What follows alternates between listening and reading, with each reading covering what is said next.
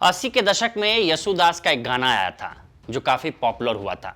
गाना कुछ ऐसा था कि दिल के टुकड़े टुकड़े करके मुस्कुरा के चल दिए, जाते जाते ये तो बता जा कि हम जिएंगे किसके लिए। आज ये गाना नीतीश कुमार और जेडीयू पर चरितार्थ हो रहा है। वक्फ बिल का समर्थन करने के बाद जेडीयू के कई मुस्लिम नेता पार्टी से इस्तीफा दे चुके हैं। जब वक्फ बिल पर समर्थन देने का सवाल नीतीश कुमार से पूछा गया तो बिल्कुल इस गाने की तरह ही वो पहले मुस्कुराए, हाथ जोड़ा और फिर चल दिए। मुस्लिम समाज वक्फ बिल का विरोध कर रहा है और बिहार में जेडीयू का वोटर है। ऐसे में वो अब नीतीश कुमार से पूछ रहा है कि दिल के टुकड़े टुकड़े करके मुस्कुरा के चल दिए, जाते जाते ये तो बता जा कि हम जिएंगे किसके लिए। इसका जवाब ना तो नीतीश कुमार के पास है और ना ही जेडीयू के पास है।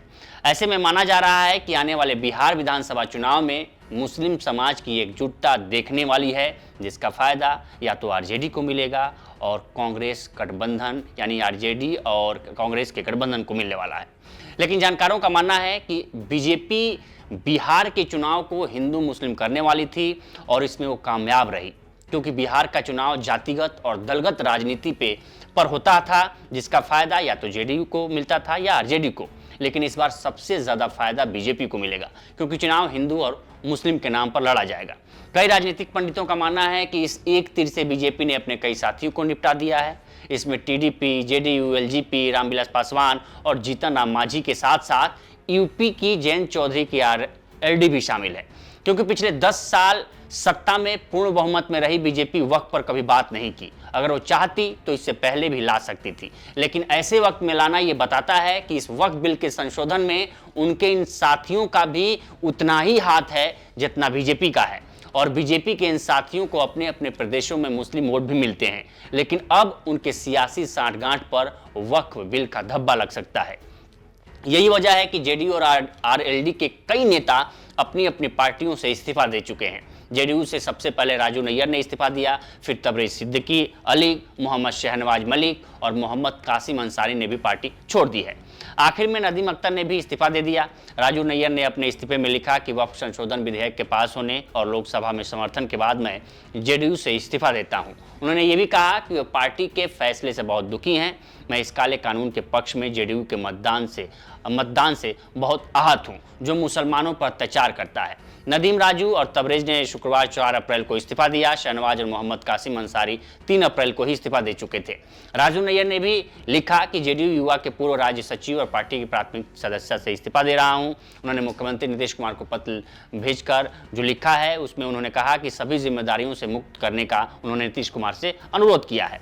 पार्टी में हो रहे लगातार इस्तीफों पर जेडीयू के राष्ट्रीय प्रवक्ता राजीव रंजन प्रसाद ने अंसारी और मलिक के इस्तीफों पर अपनी प्रतिक्रिया दी है। उन्होंने कहा कि अंसारी और मलिक आधिकारिक तौर पर पार्टी के सदस्य थे ही नहीं। अंसारी ने सोशल मीडिया पर एक पत्र साझा किया था। इसमें उन्होंने खुद को पूर्वी चंपारण में जेडीयू के मेडिकल सेल का अध्यक्ष बताया था। उन्होंने ये भी दावा किया था कि वो ढाका विधानसभा सीट से उम्मीदवार थे, लेकिन जेडीयू ने 2020 के चुनाव में उस सीट पर चुनाव नहीं लड़ा था। ढाका सीट बीजेपी के पवन जायसवाल ने जीती थी, जो जेडीयू के सहयोगी हैं। राजीव रंजन प्रसाद ने कहा कि मुझे नहीं पता कि इन चीज़ों के बारे में क्या कहना है। मैं लंबे समय से पार्टी से जुड़ा हूं। मैं पूरी जिम्मेदारी के साथ कहता हूं कि दोनों में से कोई भी व्यक्ति हमारे रैंक और फाइल का हिस्सा नहीं रहा है, यानी पार्टी का कोई सदस्य नहीं रहा है।